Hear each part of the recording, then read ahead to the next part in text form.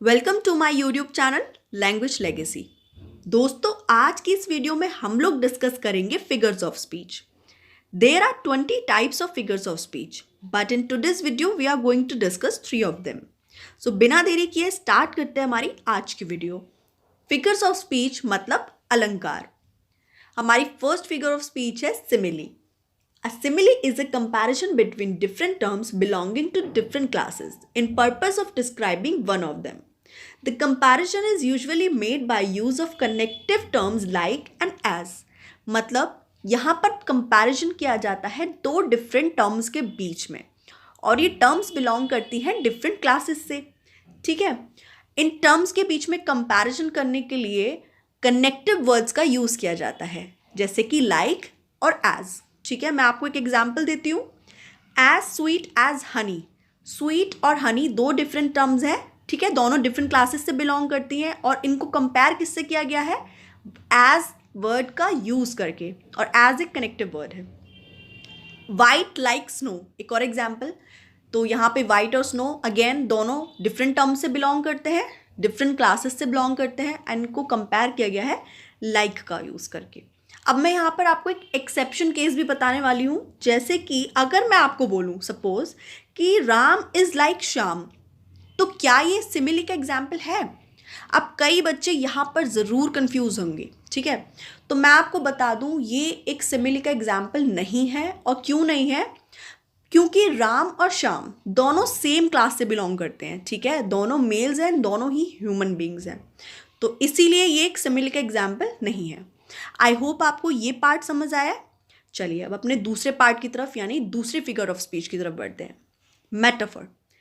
Metaphor is also a comparison, but there is no direct comparison as simile, nor any connective such as like and as used. ठीक है, मतलब यहाँ पर भी comparison होता है लेकिन सिमिली की तरह नहीं होता है। ठीक है, यहाँ पर इनडायरेक्ट कंपैरिजन होता है। सिमिली में हमने पढ़ा था, वहाँ डायरेक्ट कंपैरिजन हुआ था, और यहाँ पे कनेक्टिव वर्ड्स का यूज़ नहीं होता है। मेटाफर्स में कनेक्टिव वर्ड्स का यूज़ नहीं होता है। मैं आपको एक एग्जाम्पल से समझाती हूँ, आपको और अच्छे से क्लियर होगा। The road snaked its way up the mountain.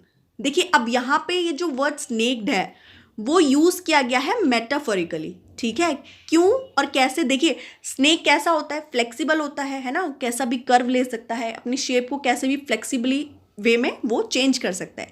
तो यहाँ पे पाथ को उससे कंपेयर किया गया है कि पाथ जो माउंटेन पे जा रहा है वो कैसा है? वाइंडिंग पाथ है। ठीक है, तो यहाँ पे कंपैरिजन किया गया है लेकिन इनडायरेक्ट कंपैरिजन किया गया है। ठीक है, तो आई होप आपको ये भी समझ आ गया होगा। ठीक है, चलिए अब चलते अपने third figure of speech symbol की तरफ। अब देखिए, मैं आपको यहाँ पे इसको एक सिंपल से एग्जाम्पल से समझा देती हूँ, यहाँ पे किसी डेफिनेशन की ज़रूरत ही नहीं पड़ेगी। ठीक है, a dove is a symbol of peace, यानी पीस शांति का प्रतीक क्या है? डव है। White stand for purity. White colour किसके लिए स्टैंड करता है? किसका प्रतीक है? प्योरिटी का। Black is often use to represent death और एविल। ब्लैक कलर किसके लिए यूज होता है? डेथ या फिर एविल साइड को, ठीक है, सिंबलाइज करने के लिए। तो आपको समझ आ गया कि डव, वाइट और ब्लैक सिंबल हैं किसके? Peace, purity, death and evil respectively. तो आई होप आपको ये फिगर ऑफ स्पीच के 3 पार्ट्स क्लियर हो गए होंगे, एंड बाकी के पार्ट्स मैं अपनी आगे वाली वीडियो में डिस्कस करूंगी। एंड अगर आपको मेरी ये समरी समझ आई हो तो please do like, share, comment and subscribe to my YouTube channel language legacy. And मुझको कमेंट सेक्शन में बताइए कि आप अगला क्या पढ़ना चाहते हैं मेरी वीडियो में। Thank you so much for watching.